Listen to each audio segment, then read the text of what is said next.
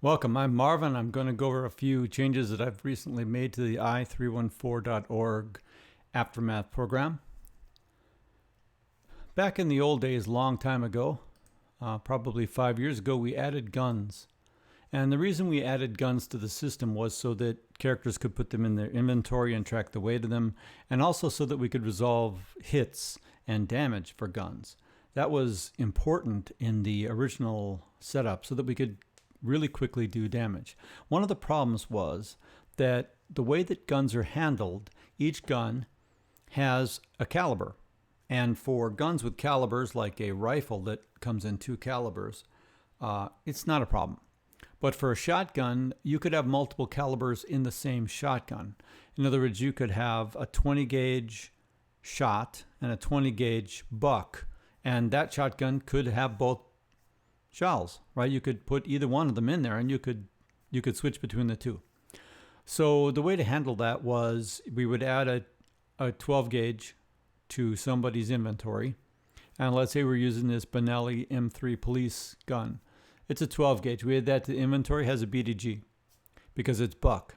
But if somebody found some shot, to change it to shot, they would have to go into their inventory, delete the Benelli, put a new Benelli in that had shot in it. And that was fine in the beginning, but because mostly we didn't have a lot of shotguns in the game at the time.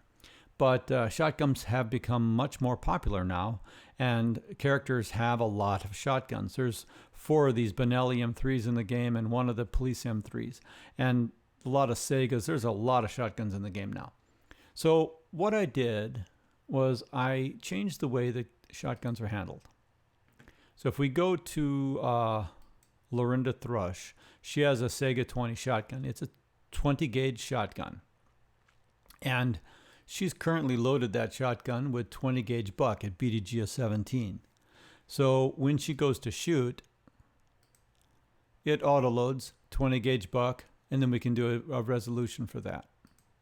Now, if she wanted to change that to shot, in the old way she'd have to delete it, but now she just goes here, changes to shot, hits save, and now it's a shot weapon.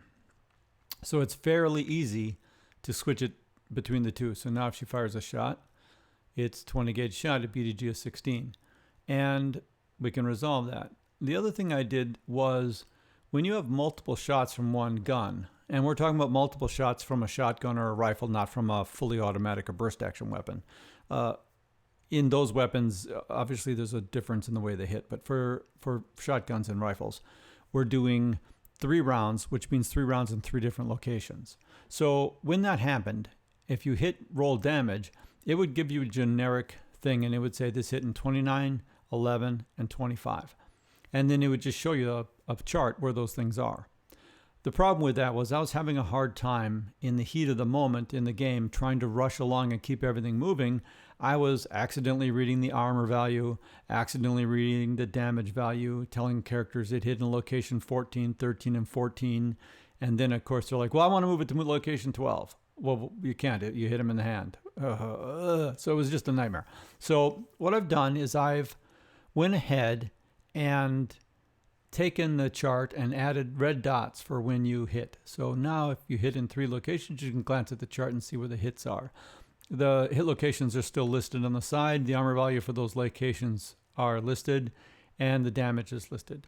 I'm noticing that this character's got 0 armor on her because this is, we haven't put her into DAT. So if we're going to shoot at somebody, always you put them into DAT so you can get that pull down that says who are you shooting at. But this is basically it. It allows you to do that. The other problem I was facing was, and specifically this is my Time Storm game that we're running now, they have a hind helo. And the hind helo is a very important part of the scenario. It's not just something that they threw in there to get. It's actually a very important part of the scenario. They have to fly around in this helo. It's scenario specific, and it's very important. The problem is they have 2 other things that they drag around. This gas cart and Skater Girl. Gas cart is sort of a 6-wheeled little cart that runs on gasoline or multi-fuel of some sort. And Skater Girl is a skateboard with a box on it that they drag behind them. Now, back when they invented Skater Girl, they had very little way to drag things around. Now, Skater Girl is a bit of a oddity because, you know, you have a helicopter, why do you need a skateboard with a box on it? But they still have it. Now, Skater Girl happens to be empty. So no problems there. But if we go into the gas cart, we notice that it has inventory in it, and it has almost a full encumbrance of 13.6 encumbrance, which is only one before it's full. Now, the only problem with that is that this gas cart is currently shoved onto the helo. They lifted it up, put it in the helo. So that 13.6 is in this hind. The problem is, if we look at the hind has 59.7 encumbrance stored. It has the total storage space available of 7.28.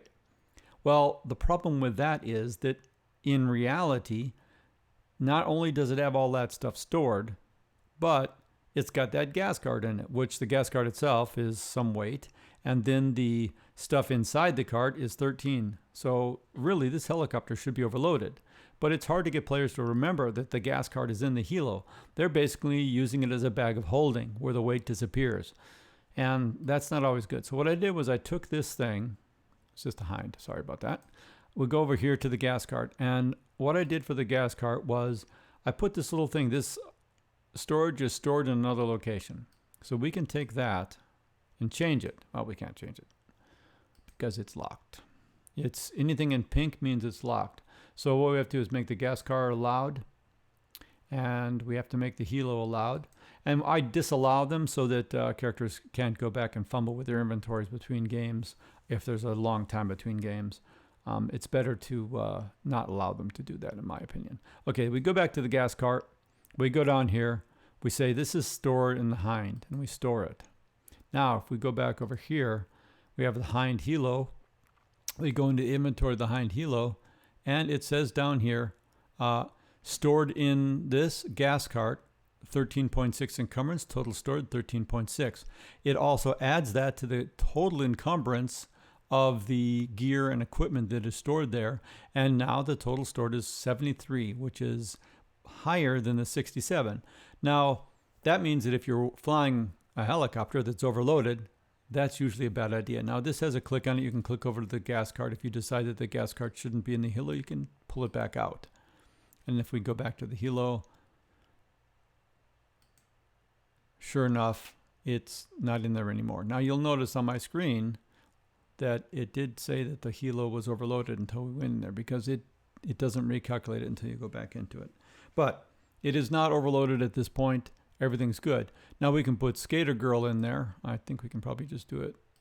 Yeah, we can do it. We put Skater Girl in the hind, and it's not going to affect anything because it has zero encumbrance. Now, we don't take into account the encumbrance of the gas cart or the encumbrance of this. And if you started doing things like cars and airplanes, then maybe that wouldn't be important. But for this, we'll just hand wave that and say, who cares how much the gas cart weighs? It's not really that important. We don't want to get too much into management of weight.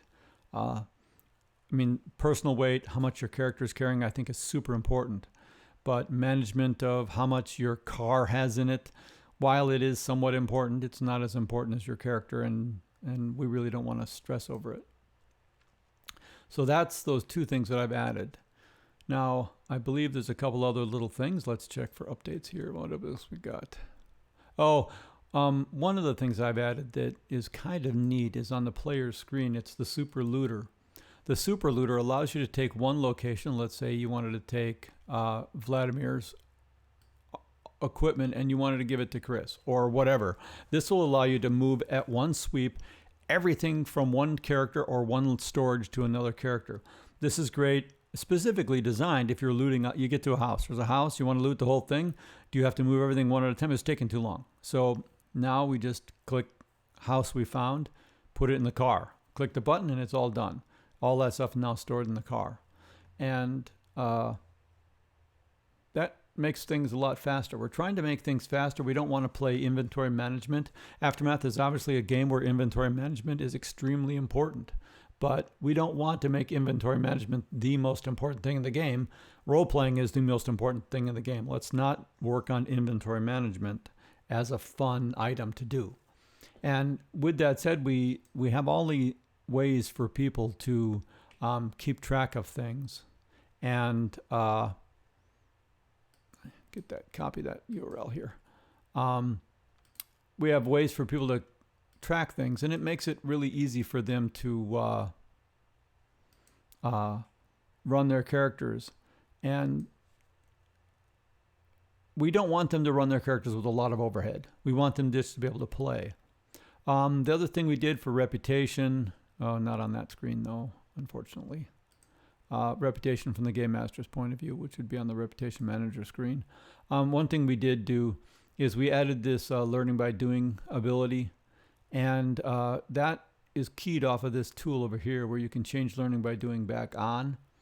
And if you go back to the player's screen, they get a learning by doing thing, which allows them to click on their character, and then they can add BCS score points to their character based on stuff if their character can be improved. And I guess that's a bad example. Let's look at Vlad. He has some learn by doing he can't do. For example, this one is maxed out. This one here has not freely improvable. So this allows them to all do their learning by doing at the same time. So if you have a whole team of 5 people, you say, do your learning by doing and tell me what you're doing. And from the master's side, if you go to the home page, you have a log that tells you who learned stuff and what didn't. That's empty now because the characters haven't played in 2 weeks. But that would normally do it. And then you just turn that off when you're done, and it disappears from the character screen. Then they can't do the learning by doing. I also made some changes to Reputation Manager so that if you're going to the editor for Reputation Manager, you can now delete a reputation. If you make a mistake and you misspell it, you can click it and it disappears. That's always a good way to get rid of things. I misspell things all the time. So when I do, I can just delete it and start over. I believe that's it. Let's see what else we got on the list here. Oh, time front editor. Yeah, that's something characters can't see.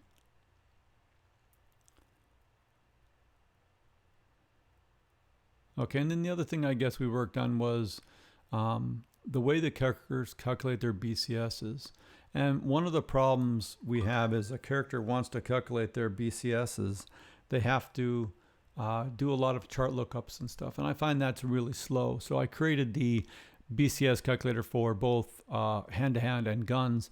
And what this does, it gives you 2 benefits. One, you can do this calculation and it teaches the character the player character how to do it. So you select a character.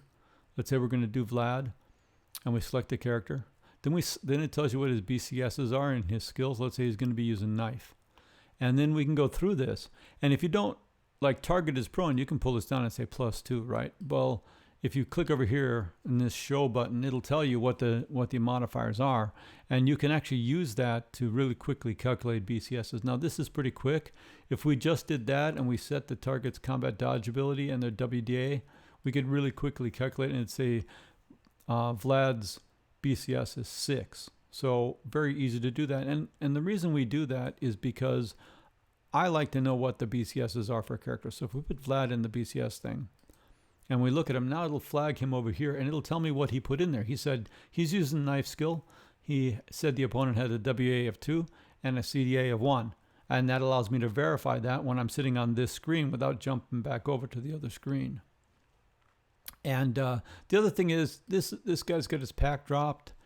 Characters get lazy and they leave their packs dropped. I pushed a button here, force pack pickup. It makes everybody pick up their packs. So like at the end of the combat, you force all their packs to pick back up. It just makes it easier. Player readiness talks about who's got what weapons ready. And you notice James Tallman has 4 hands. If we go over to his character, we notice that this is in his hand, this is in his hand, and then he's got something else in his hand somewhere else. I have no idea what it is. But he's got 4 hands. That's always bad. So I prefer characters track what's in their hands. His ready weapon is an AR-15. Tony's got the 98K. Vlad's got an AK-47. Lorinda, who's an NPC, has a Sega 20. And then it tells you about their hand-to-hand stuff as well. You notice James has a katana in his hand. It's a 2-handed weapon. So you cannot have a katana in your hand at the same time because it's a 2-handed weapon, 1.5, right? You can't have it. Now, what we can do is we can put this in a holster or a scabbard. We don't technically have scabbards. This is not D&D, but we put it in a holster. That's that. Now his katana is actually holstered or in a scabbard. Well, I guess we could add scabbards or whatever, but There you go. And his grenade launcher's in his backpack. You know, that's a little bit big. It's a grenade launcher is what? How big is that? It doesn't actually say how big it is, but it's a big old grenade launcher, and it's in his backpack. That's a little odd. You know, now normally when it says in backpack, we don't like to have them in the backpack. They don't fit. So what we do is we go down here and we pick a more appropriate thing here. Sat down. Slung is a good thing to call them. We like slung weapons. So now it's right slung, which is a more appropriate location. Now, does it have a swivel sling on it? No, it does not, but probably every weapon can have a rope on it. So, you know, you don't get the benefit of swivel sling, but you do get the benefit that you can hang it off of you. And, you know, we hand wave that because it's a little easier. So that's about it. Those are all the changes I've been making. It's coming together. We have that gun BCS thing is the same thing. You pick a character that you're going to shoot from and a weapon. And it tells you where the weapon is. Like for James, he's got an AR-15 in his hand. But Joe Schmuckatel, if he wanted to shoot this Beretta APX, it's in a freaking holster. So he can't shoot it right. But yeah, we pick hand and we set that. Once you set the calculations, then you can do that. And it has a show as well. So you can get each individual thing, set up your various stuff.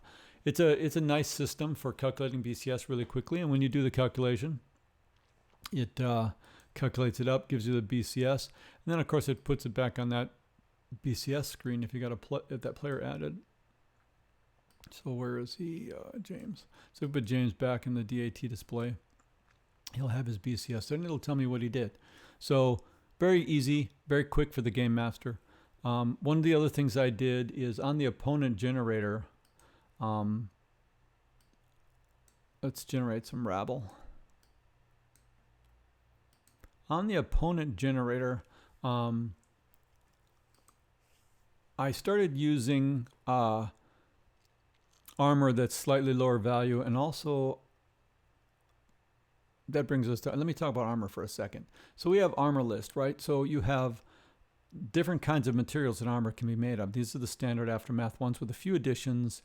Clear plastic I added because it just wasn't there and it was something that was missing. And you want to make things out of, so it's a simple addition. We also have clothing, which are every type of clothing you could think of. And moccasins, for example, mittens, medieval helmets, whatever you want. And a lot of respirators now too, because that seems to be in vogue.